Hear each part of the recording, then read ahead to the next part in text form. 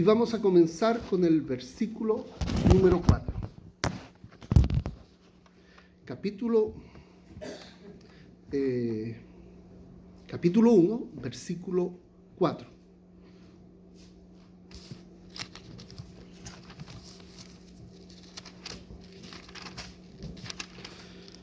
Cuando uno tiene un hijo acá en Estados Unidos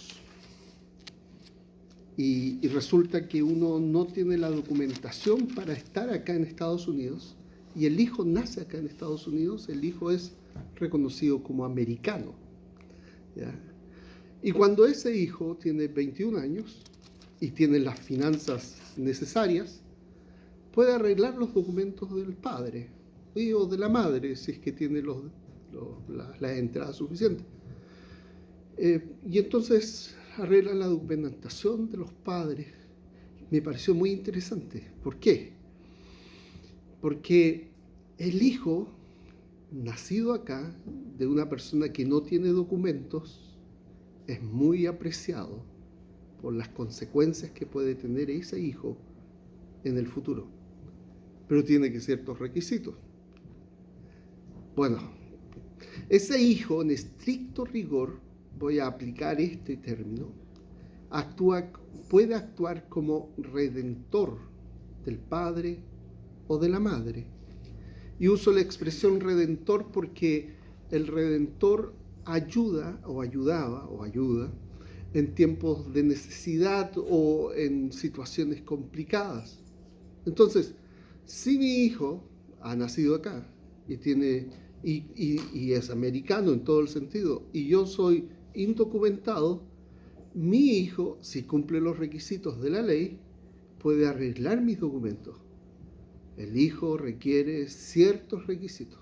Bueno, así como esta cosa pasa acá en Estados Unidos, el Hijo de Dios, o Dios Hijo, para ser nuestro Redentor, tenía que tener ciertos requisitos.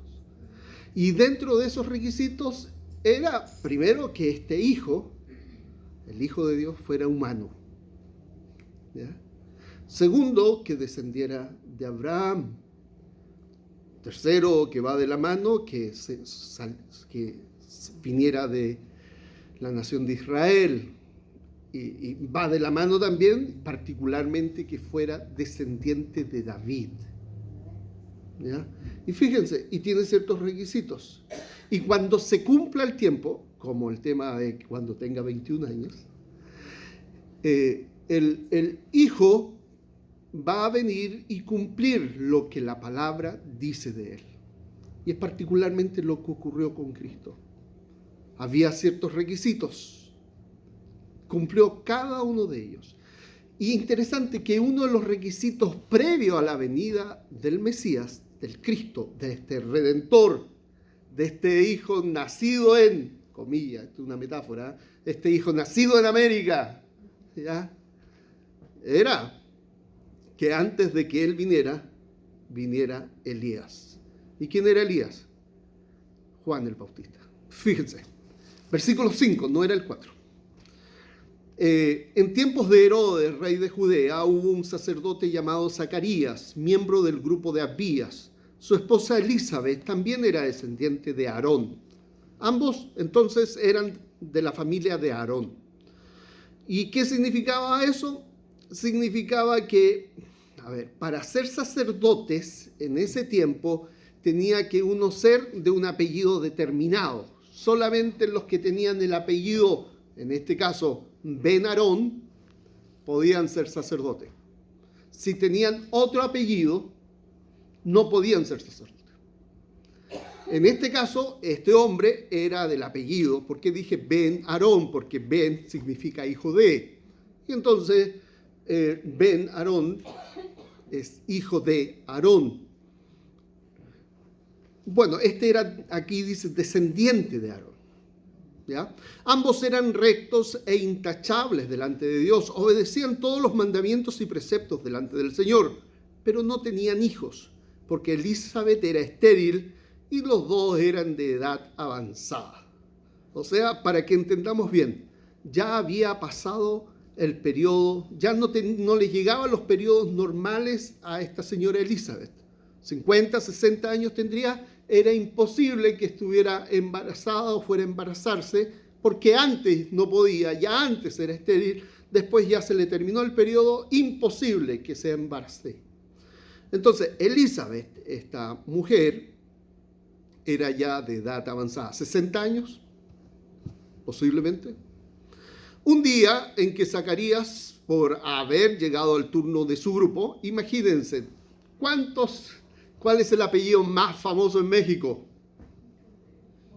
Los González, los Pérez, los Rodríguez. Bueno, este apellido, Ben Aarón, hijo de Aarón, era muy famoso entre aquel lugar. Entonces, imagínense, le tocó la suerte a este hombre era como sacarse la lotería. Una vez en la vida podía hacer lo que hizo este hombre.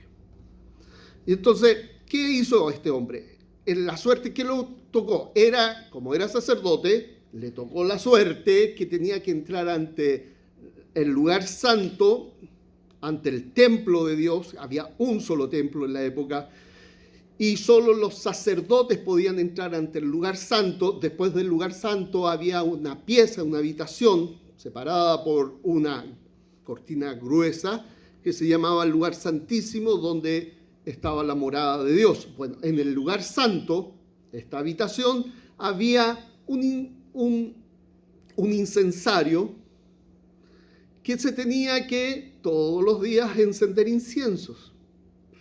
Y le tocó la suerte. ¿Qué podían hacerlo? Solamente los sacerdotes. Y como habían tantos sacerdotes, se echaban suerte. ¿Qué estoy diciendo? Suponte, solamente los Rodríguez pueden encender esta llamita del incensario, quemar incienso. Solo los Rodríguez. Entonces, pero ahora le tocó a Juan Eduardo Rodríguez, que vive en Plano, en la calle Preston. Ok, solo un Rodríguez que vive en Plano, en la calle Preston, podía hacer esto. Ese le tocó la suerte.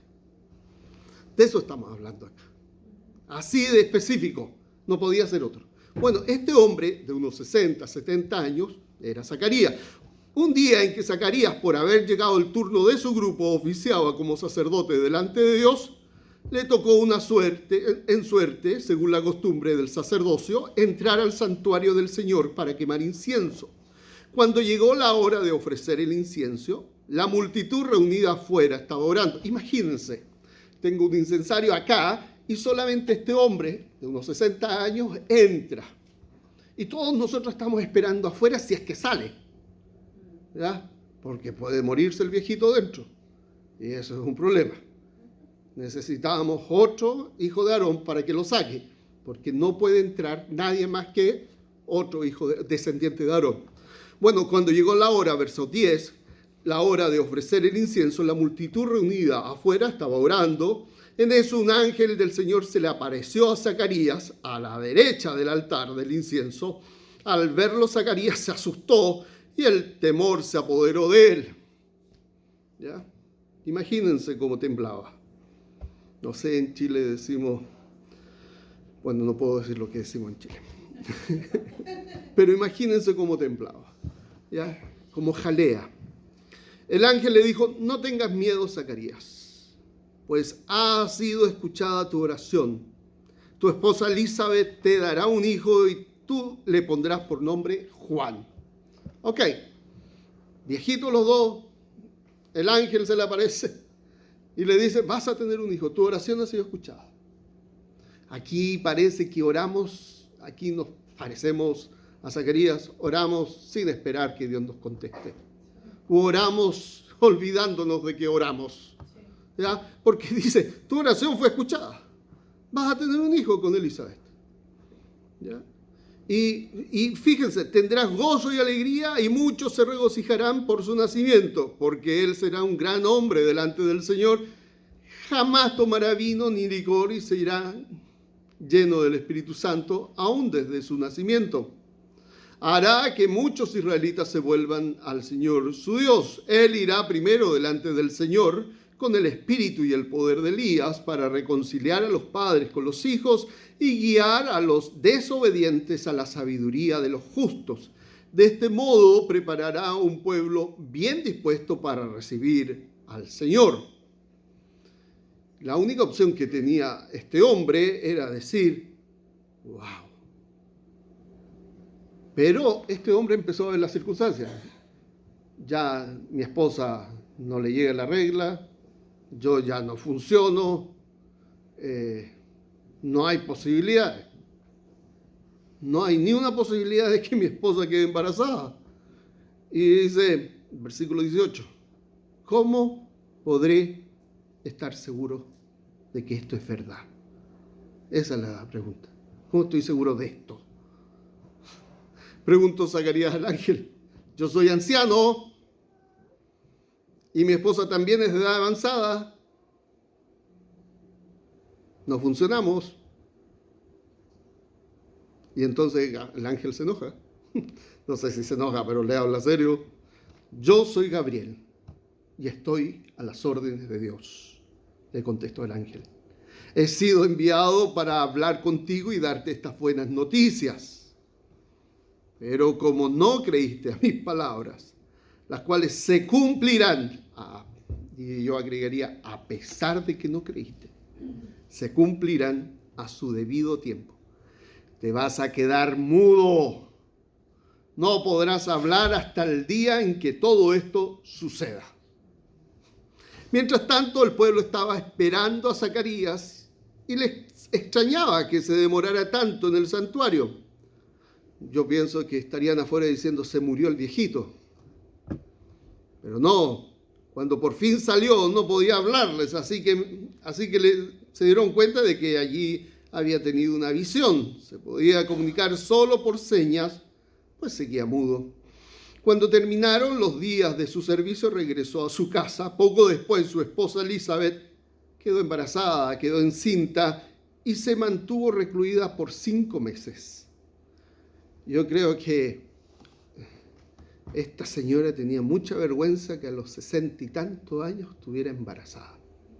Quizás yo estoy diciendo eso, aunque el texto no lo dice, estoy solamente agregándolo, ¿ya? Pero 60 años y embarazada. Bueno, estuvo 5 meses recluida y por otro lado, en Israel el no tener un hijo era causa de vergüenza.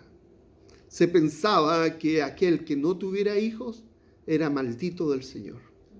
Inclusive hoy día, si ustedes van a ciertos barrios judíos que les interesa guardar lo que dice el Antiguo Testamento, como promedio esas familias tienen 8 hijos, 10 hijos. ¿Ya? Son como los salvadoreños o mexicanos de antes, que tenían 8 o 10 hijos. Bueno, los chilenos de antes igual. Bueno, son así estas familias. Y bueno, si no se tiene un hijo es a causa de ser maldito. Y es una vergüenza. Ellos piensan eso. Y no se quitaba entonces esto de que ella tenía vergüenza por no tener hijos. Entonces, versículo 24. Poco después su esposa Elizabeth quedó encinta y se mantuvo recluida por 5 meses. Esto decía ella, es obra del Señor, que ahora ha mostrado su bondad al quitarme la vergüenza que yo tenía ante los demás. ¿Se dan cuenta? Una situación vergonzosa, no tener hijo. Ahora vuelvo a decir lo que siempre digo.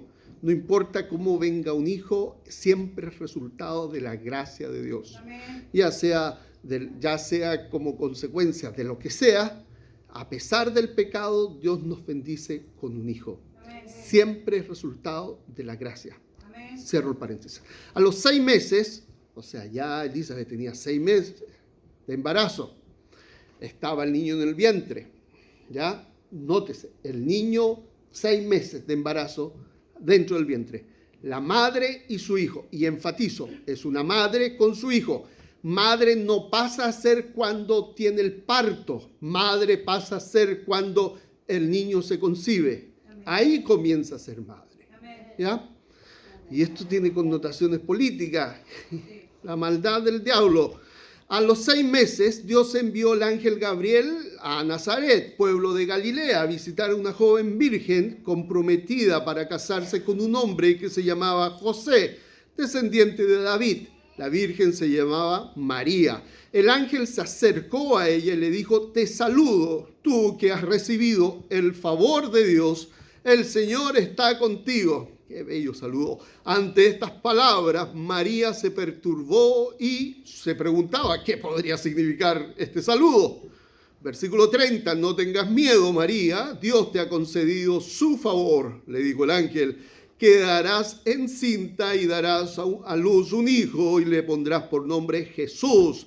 Él será un gran hombre y lo llamará Hijo del Altísimo. Dios, el Señor, le dará el trono de su padre David y reinará sobre el pueblo de Jacob para siempre. Su reinado no tendrá fin. Verso 34. Esta pregunta no nace de la duda. Empieza igual que la pregunta del sacerdote, del viejito antiguo, pero es diferente. Esta pregunta comienza desde la firme confianza de lo que está diciendo el ángel es verdad. Verso 34. ¿Cómo podrá suceder esto?, le preguntó María al ángel, puesto que yo soy virgen. Fíjense, si vemos lo que está pasando alrededor, Zacarías es viejo, Elizabeth vieja, ya no funcionan sexualmente. Si vemos las circunstancias, la señora es estéril. Si vemos las circunstancias, es imposible. María, por otro lado, también vio las circunstancias, pero no dijo que es imposible. Preguntó, ¿cómo es posible? Las circunstancias no deben limitar tu respuesta de fe. ¿Cómo podrá? El versículo 35 dice, el Espíritu Santo vendrá sobre ti y el poder del Altísimo te cubrirá con su sombra. Así que el santo niño que va a nacer lo llamarán Hijo de Dios.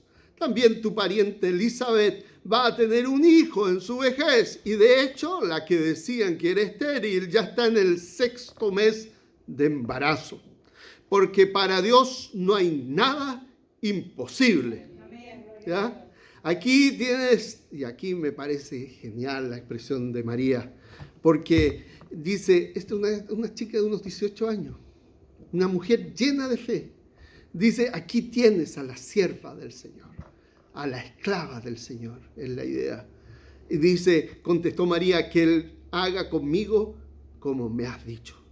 Con esto el ángel la dejó. A los pocos días, ¿cuántos días? ¿Una semana? ¿2 semanas? Un par de semanas. 2, 3 semanas. ¿Por qué hago este énfasis? Acá dice un pocos días. Puede ser una semana, pero supongamos que sean 2 o 3 semanas. ¿Por qué se enfatizo esto? Porque 2 o 3 semanas, porque ella estaba embarazada de 2 o 3 semanas. Si es pocos días, una semana, María estaba embarazada de una semana. O si es pocos días, 2 semanas, 3 semanas, no, pero no creo más allá de un mes, más de 4 semanas. El niño, Jesús, el Mesías, tenía en el vientre de María 2 o 3 semanas. ¿Y por qué enfatizo esto? A los pocos días emprendió viaje y se fue deprisa a un pueblo en la región montañosa de Judea. Al llegar entró en casa de Zacarías y saludó a Elizabeth. Tan pronto como Elizabeth oyó el saludo de María, la criatura, el niño, no un grupo de células, ¿ya? No un ser no sintiente, sino un ser, una criatura, un niño, el hijo, un ser sintiente. Sí.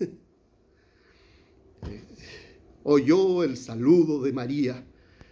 El niño, la criatura, saltó en su vientre. ¿Quién fue el primero que reconoció a Jesús como el Mesías? Un niño en el vientre de su madre. Gloria. Amén. Y si tú me dices que el aborto no es tan malo, yo te digo que es malo. Porque la palabra dice que es un niño dentro del vientre que reconoció al Mesías, que tenía 2 o 3 semanas de gestación, que era otro niño. Gloria a Dios. Aleluya. ¿Te das cuenta? Amén. Entonces, la Elizabeth, llena del Espíritu Santo, bendita tú entre las mujeres y bendito el Hijo. ¿Por qué? Porque María ya era madre. Bendito el Hijo que darás a luz. Pero, ¿cómo es esto que la madre de mi Señor? Porque ese chiquitito que estaba ahí, de un par de centímetros, con el corazón latiente, como si fueran caballitos de carrera, ese corazón latiente, era el Señor. Amén. Te digo que tan pronto como llegó a mis oídos la voz de tu saludo, saltó de alegría la criatura que llevo en el vientre. Dichosa tú que has creído porque lo que el Señor te ha dicho se cumplirá. ¿Por qué puede decir eso, Elizabeth? Porque ya le había pasado. Yo, mujer de 60, se cumplió lo que el Señor dijo de mí. Tú de 18, el Señor cumplirá lo que dijo de ti, independiente de las circunstancias. Versículo 46. Entonces dijo María: mi alma glorifica al Señor, mi espíritu se regocija, fíjense cómo dice, en Dios mi Salvador. Amén. Así como dije que eres el niño en el vientre, ¿por qué María llama a Dios Salvador? Porque ella sabía y se sabía perdida. Yo soy padre de un hijo y el hijo es mi hijo porque yo soy su padre. Dios es mi Salvador porque yo estoy perdido. La relación está definiendo cómo llamo a Dios. Dios mi Salvador. ¿Por qué Dios es mi Salvador? Porque yo estaba perdido y me salvó. Fui salvado por Él. O si no fuera salvado por Él, no sería mi Salvador. Entonces María reconoce no solamente que Él es su Salvador, sino su necesidad de salvación, porque como todo ser humano necesitamos un Salvador. Amén. Dios mi Salvador. Importante las palabras que se usa, porque se ha dignado fijarse en su humilde sierva. Desde ahora me llamarán dichosas todas las generaciones, porque el poderoso ha hecho grandes cosas sobre mí. Santo es su nombre de generación en generación. Se extiende su misericordia a los que le temen. Hizo proezas con su brazo. Desbarató las intrigas de los soberbios de sus tronos. Derrocó a los poderosos, mientras que ha exaltado a los humildes, a los hambrientos y a los hambrientos los colmó de bienes, y a los ricos los despidió con las manos vacías. Acudió en ayuda a su siervo Israel, y cumpliendo sus promesas a nuestros padres, mostró misericordia a Abraham y a su descendencia para siempre. Y aquí, versículo 54, en esta versión dice: cumplió las promesas a nuestros padres. ¿Por qué enfatizo o resalto esto? Porque acuérdense, los que han estado en las clases y los que me han escuchado, cómo defino la justicia de Dios, que debiera de ser la rectitud de Dios en nuestro español, como lo es en inglés, la righteousness de Dios.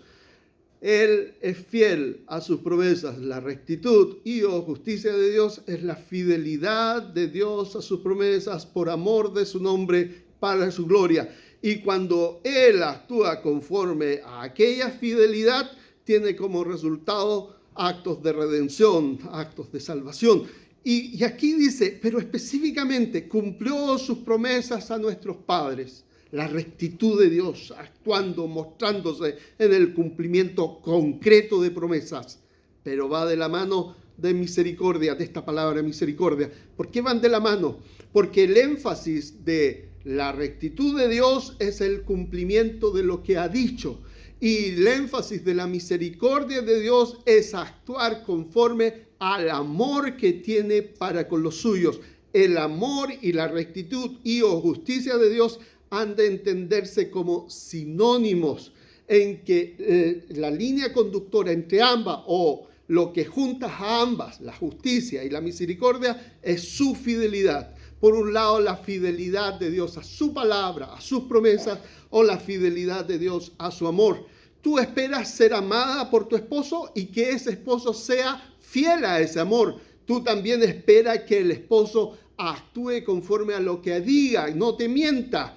Y tú puedes decir, yo quiero que mi esposo viva en integridad, tanto al amor como a su palabra. Bueno, así es tu Dios. Tu Dios es un Dios fiel al amor y un Dios fiel a su palabra. Entonces, María se quedó con Elizabeth unos 3 meses. ¿Se dan cuenta? Cuando la guatita decimos a la pancita en Chile, cuando la pancita empieza a notarse son como los 3-4 meses. Bueno, si ya tenemos sobre los 40 se nos nota más. ¿Sí?